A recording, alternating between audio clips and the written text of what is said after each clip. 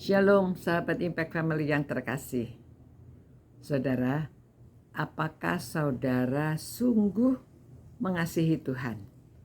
Nah saudara-saudara, Alkitab mengatakan Tuhan Yesus mengajarkan hukum yang terutama adalah kasihilah Tuhan Allahmu dengan segenap hatimu, dengan segenap jiwamu, dengan segenap akal budimu, dengan segenap kekuatanmu. Nah saudara-saudara, bagaimana mengasihi Tuhan dengan segenap hatimu?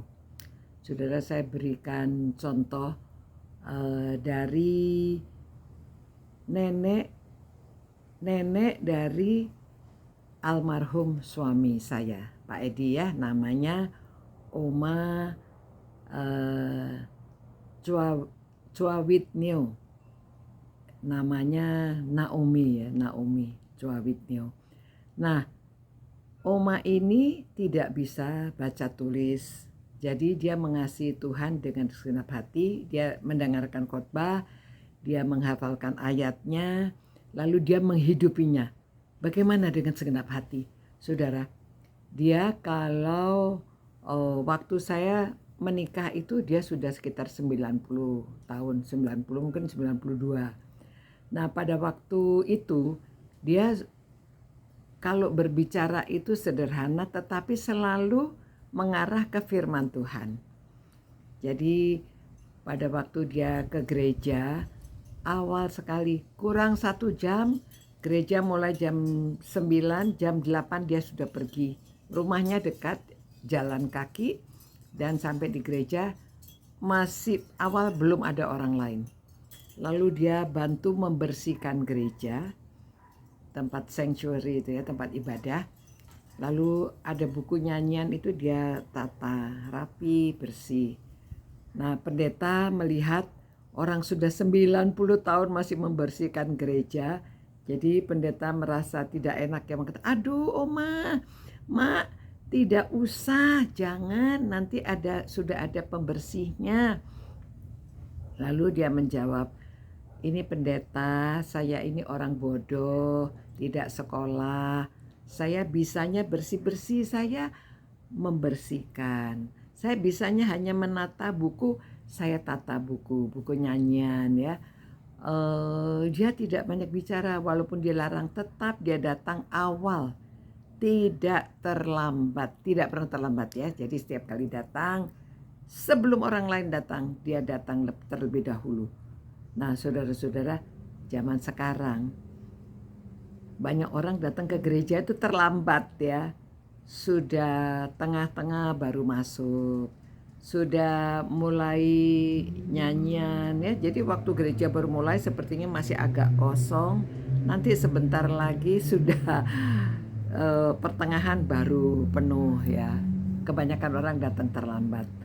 Begitu juga kadang-kadang ada jam doa, ada rapat-rapat dan lainnya. Nah saudara, kalau sungguh mengasihi Tuhan itu memerlukan mengadakan waktu, menyisihkan waktu untuk betul-betul. Nah ini tapi yang saya bahas di sini adalah kuasanya firman Tuhan. Kalau orang sungguh mengenal firman Tuhan, mau menjalankannya, akan melakukan dengan sepenuh hati seperti Oma Wit ini.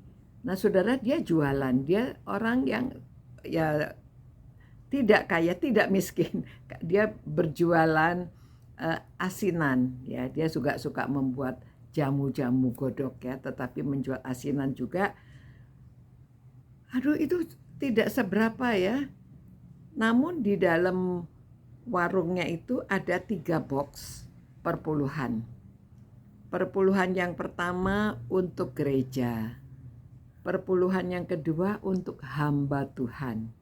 Perpuluhan yang ketiga untuk sosial. Nah saudara, pada waktu saya bertanya ya, mengapa Mak menyediakan sampai 3? Ya sebetulnya Alkitab itu di Perjanjian Lama juga mengajarkan orang zaman dulu memberikan 3 perpuluhan. Waduh, dia mempraktekkan. Dia tidak takut kekurangan. Dan hasil yang dia berikan per bulan bukan hasil bersih, hasil kotor. Pokoknya yang dia terima uang berapa dia bagi 3/10, sisanya baru dia pakai modal untuk jualan lagi dan untuk hidupnya dia. Tapi ajaib memang Tuhan selalu mencukupi kebutuhannya ya. Nah, saudara-saudara, itulah kuasa firman Tuhan.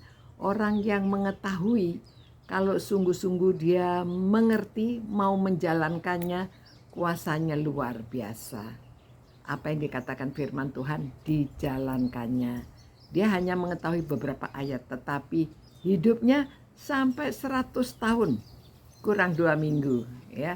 Dan dia sungguh cinta Tuhan, dia mencintai firman-Nya, dan dia mencintai semua orang ya, khususnya dia tahu bagaimana memberi pada gereja, kepada hamba-hamba Tuhan. Wah, luar biasa sekali.